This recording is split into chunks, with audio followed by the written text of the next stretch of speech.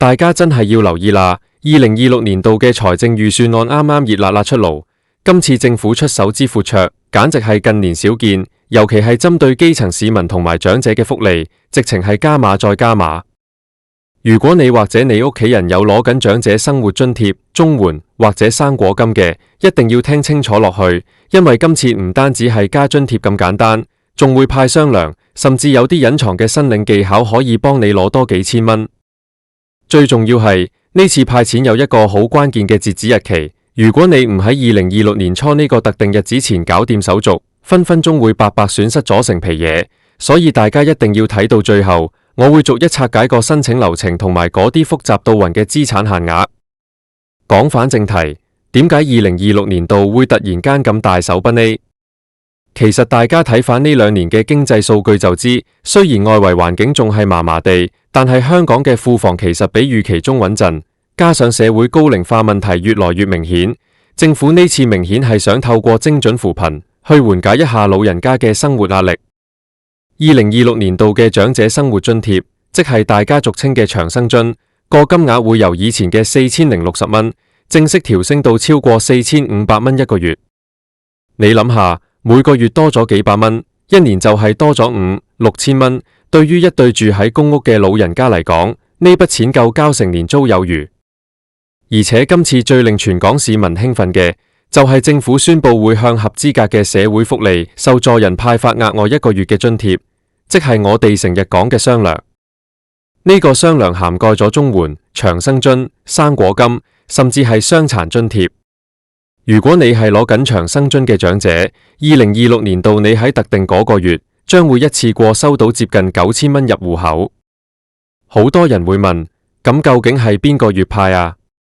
根據最新消息，政府計劃喺2026年嘅第2季，即係大約5月至6月期間左右發放。不過大家要記住，你必須要喺2026年嘅3月31日之前，已經成功獲批相關津貼，或者已經遞交咗申請，而且最後獲批，你先至有份攞呢份雙糧。如果你喺4月1號先申請，咁你就真係遲咗1日，冇咗1000，甚至係冇咗幾千。再詳細講下長生津嘅門檻，呢份嘢係最多長者關心嘅。喺2026年，政府將會進一步簡化申請流程。以前仲分咩普通長生津同高額長生津，而家一律合併咗做高額，只要你年滿65歲，入息同資產唔過嗰個位，就攞得。2026年度嘅最新資產限額，單身人士提升到咗391000蚊左右，而夫婦2人就去到593000蚊。好多老人家會擔心，話哎呀，我銀行有幾十萬棺材本，係咪就唔攞得？其實你要識得計數，保險嘅現金價值、股票嘅現值都要計落去，但係你自己住緊嗰層樓係唔計嘅。如果你嘅資產啱啱好過咗少少，好多人會喺2026年初透過轉移資產俾仔女，或者買一啲合資格嘅年金計劃去撇除呢啲資產，從而符合申領資格。但我喺呢度要提醒大家，一定要喺2026年1月至2月呢段時間搞掂，因為社會福利署係會睇你申請前幾個月嘅銀行流水。如果你係臨門一腳先轉走啲錢，人哋好大機會會當你係刻意規避，到時可能要查你幾年。除咗長生津，綜援綜合社會保障援助計劃嘅加幅都好顯著。2026年度嘅綜援標準金額會根據通脹指數調升3.8%左右，加上剛才講嘅雙糧，對於一啲完全冇入息嘅家庭嚟講，真係一場及時雨。特別係有學童嘅綜援家庭，2026年度嘅學費津貼同埋上網津貼都會有額外嘅津貼額。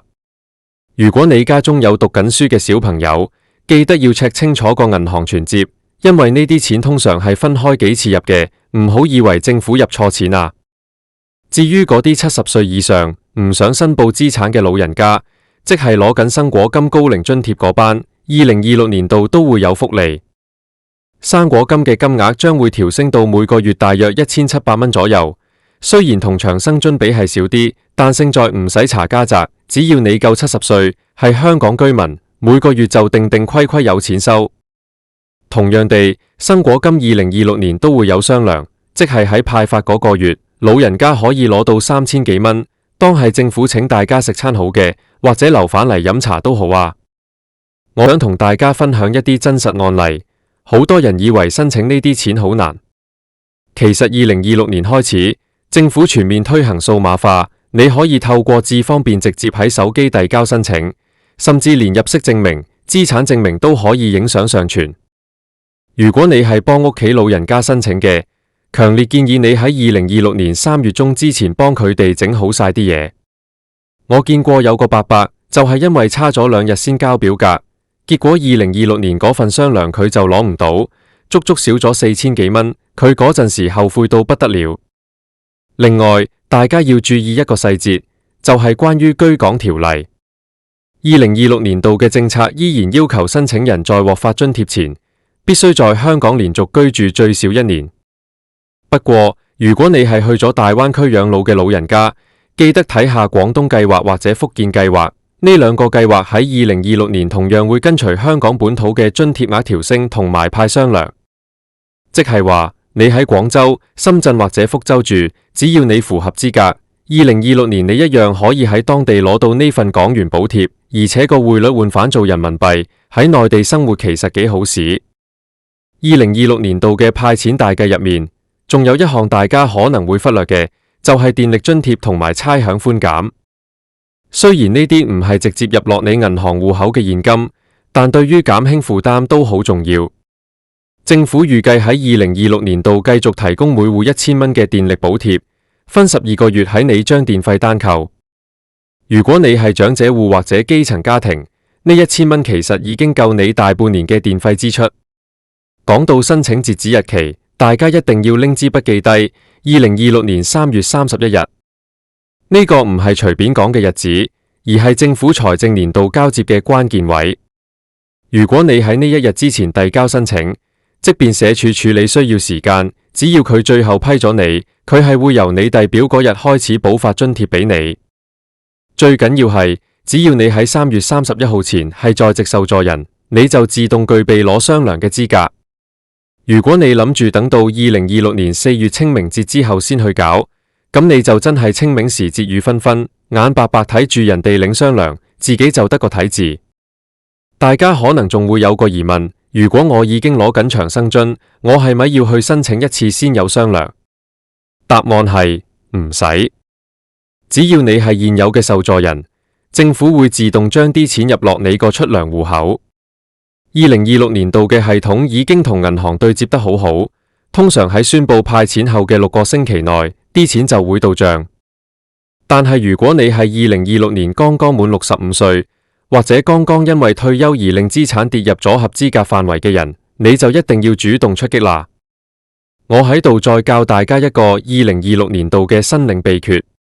好多老人家會因為同仔女一齊住，就以為唔申請得綜援或者長生津。其實長生津係可以以個人為單位申請嘅，只要你同仔女嘅財政係分開嘅，你一樣可以獨立申領。至於綜援，雖然通常係以家庭為單位，但如果你係同仔女分開食、分開住，即便同一個地址，有時候社會福利署主任都會酌情處理。2026年度嘅指引其實係放寬咗一啲同住家人嘅定義，旨在幫助更多隱蔽長者。仲有啊，如果你係身邊有傷殘人士嘅朋友，記得話俾佢哋聽，2026年度嘅傷殘津貼唔單止加咗錢，仲有額外嘅交通補助。普通殘疾津貼會升到接近2100蚊，高額殘疾津貼直情去到4000幾蚊。加埋雙糧，2026年中嗰陣，高額殘疾津貼受助人可以一次過攞到接近9000蚊。呢筆錢對於需要長期醫療護理嘅家庭嚟講，真係非常重要。我想再強調一下2026年度嘅資產計算方法，因為好多人喺呢度跌眼鏡。除咗頭先講嘅現金、股票，如果你有啲收藏品係打算變賣嘅，或者有一啲儲蓄型保險已經到期但未拎錢，呢啲全部都要計。但係有一樣嘢，2026年有新優待，就係如果你嘅資產係用嚟作為自住物業嘅按揭還款，嗰部分係可以獲得一定程度嘅豁免扣除。詳情大家一定要去社署官網或者去各區嘅社會福利事務處揾主任傾下。佢哋喺2026年初會加開好多諮詢櫃位，專門處理呢次大加碼嘅諮詢。2026年度嘅香港雖然面對人口老化嘅挑戰，但政府呢次嘅派錢大計，無疑係俾咗市民一粒定心丸。由長生津、綜援到生果金，每一項嘅加幅都係經過深思熟慮嘅。